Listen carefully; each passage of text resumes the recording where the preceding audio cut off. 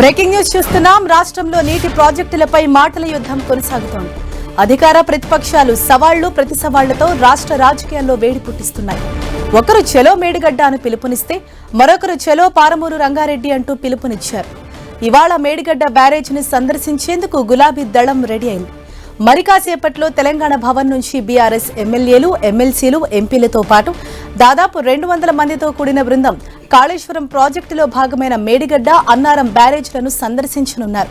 ప్రభుత్వం చేస్తున్న ఆరోపణల్లో వాస్తవాలను నిగ్గు తేల్చేందుకు ఈ 2 బ్యారేజీలను సందర్శించనున్నారు బీఆర్ఎస్ ప్రజా ప్రతినిధుల బృందం. కాళేశ్వరం విషయంలో ఒక్క అంశాన్ని ప్రామాణికంగా తీసుకుని మొత్తం ప్రాజెక్టునే ఫెయిల్యూర్గా చిత్రీకరించే ప్రయత్నం ప్రభుత్వం చేస్తోందని బీఆర్ఎస్ మండిపడుతోంది. ఇదే విషయానికి సంబంధించి మరింత సమాచారంతో తెలంగాణ భవన్ వద్ద నుంచి మా ప్రతినిధి శ్రీకాంత్ మనకు అందుబాటులో ఉన్నారు. శ్రీకాంత్, ఏ సమయానికి ఈ రోజు బీఆర్ఎస్ బృందం మేడిగడ్డ సందర్శనకు బయలుదేరుతున్నారు? ఈ రోజు షెడ్యూల్ ఏ విధంగా ఉండబోతోంది? తెలంగాణ భవన్ నుంచి బీఆర్ఎస్ పార్టీ ప్రతినిధుల బృందం కాళేశ్వరం ప్రాజెక్టును విజిట్ చేయడానికి వెళ్తుంది. మేడిగడ్డ కుంగిపోవడంతో ఈ విజిట్ను పార్టీ ఏర్పాటు చేసుకుంది. ఇందుకు సంబంధించి మేడిగడ్డపై మరిన్ని వివరాలు సాగునీటి రంగ నిపుణులు వి ప్రకాష్ గారు ఉన్నారు. ఆయన అడిగి తెలుస్తున్నాం. సార్, ఈ మేడిగడ్డ కుంగిపోయింది, పూర్తిగా పనికిరాదని అంటున్నారు. ఇది ఎంతవరకు నిజం? పనికి రాకుండా చేయాలనేది రేవంత్ రెడ్డి గారి ఆలోచన. ఒక 227 పియర్స్ ఉన్నాయి 3 బ్యారేజీలల్లో. అందులో ఒక 2 పియర్సే కుంగిపోయినాయి. అది కుంగిపోవడానికి కారణం కూడా 500 సంవత్సరాల చరిత్రలో ఎన్నడూ రానంత వరద గత సంవత్సరం వచ్చింది. మళ్ళీ కుంగిపోయే సమయంలో అక్టోబర్ 21 నాడు కూడా 15 లక్షల క్యూసెక్ల వరద ఈ బ్యారేజ్ నుంచి పోయింది. వీటన్నిటి వల్ల అది కొంచెం దెబ్బతిన్నది. అయితే ఎక్కడైనా కూడా ఇప్పుడు ఇంట్లో ఎలక దూరిందని ఇల్లు తలగబెట్టుకుంటామా? ఒక 2 పియర్స్ పోయినంత మాత్రాన ఆ పియర్స్ కట్టిన కంపెనీ ఉంది కదా, మళ్ళీ ఆ బ్లాక్ను మళ్ళీ పునరుద్ధరించవచ్చు కదా. అలా 8 బ్లాకులు ఉన్నాయి. ఒక బ్లాక్ దెబ్బతిన్నది. ఒక బ్లాక్ దెబ్బతిన్నందుకు మళ్ళీ చేయొచ్చు కదా. 6 నెలల సమయంలో చేసేది ఇప్పటిదాకా కూడా దాన్ని ముట్టలేదు. కనీసం నిపుణులను పంపలేదు. ఈ రోజు వరకు 4 నెలలు అయినా కూడా ఒక్క ఎక్స్పర్ట్ అక్కడ పోలే. ప్రభుత్వం వచ్చి కూడా 80 రోజులైంది. వీళ్ళు ఏంటంటే తమాషా చూస్తున్నారు. అందరికీ అర్థం కావాలి, మేడిగడ్డ లేకుంటే తెలంగాణ లేదు. ఎందుకంటే తెలంగాణ పేదరికం పైన సంధించిన అస్త్రం కాళేశ్వరం. ఇవాళ మేడిగడ్డ లేకపోతే కాళేశ్వరంలో కట్టిన వందల వేల స్ట్రక్చర్స్ అన్నీ కూడా నిరుపయోగంగా ఉంటాయి. వేరే ఆల్టర్నేటివ్ తెలంగాణకు లేదు.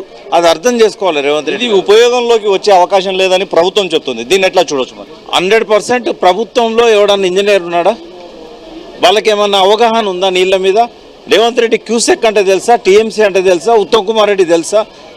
తెలిసి ప్రజలు ఏంటంటే ఒక కోపంతోనో లేకుంటే ఎమ్మెల్యేలు వాళ్ళకి నచ్చలేదనో ఈ ప్రభుత్వాన్ని అధికారంలోకి తెచ్చినందుకు అర్థం చేసుకోవాలి, ఇంజనీర్లతో మాట్లాడుకోవాలి. ఇప్పుడు ఒక్క బ్లాక్ పోతే ఒక పిల్లర్ గుంగింది అనుకోండి, మనం మళ్ళీ కట్టుకోలేమా? ఒక గోడ కూలిపోయింది అనుకోండి, మళ్ళీ కట్టుకోలేమా? టెక్నాలజీ ఇంత డెవలప్ అయింది కదా. మేడిగడ్డను అక్కడ రాకుండా చేయాలి, కేసీఆర్ మీద నింద పెట్టాలి, నాసిరకమైన స్ట్రక్చర్లు కట్టి కోర్టు సంపాదించిండనే ఆరోపణ చేయాలి. ఇది కాంగ్రెస్ పాలసీ.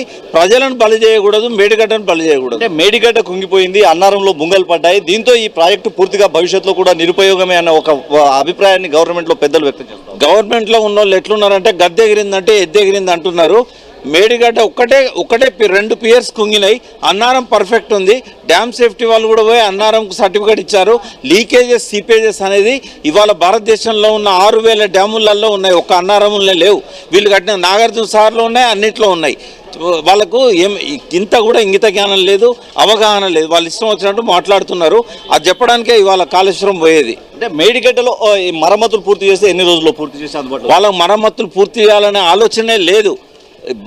ప్రపంచంలోనే బాగా ఉధృతంగా వరదలు వచ్చే నదులల్లో మొదటి 5 నదులల్లో గోదావరి ఒకటి.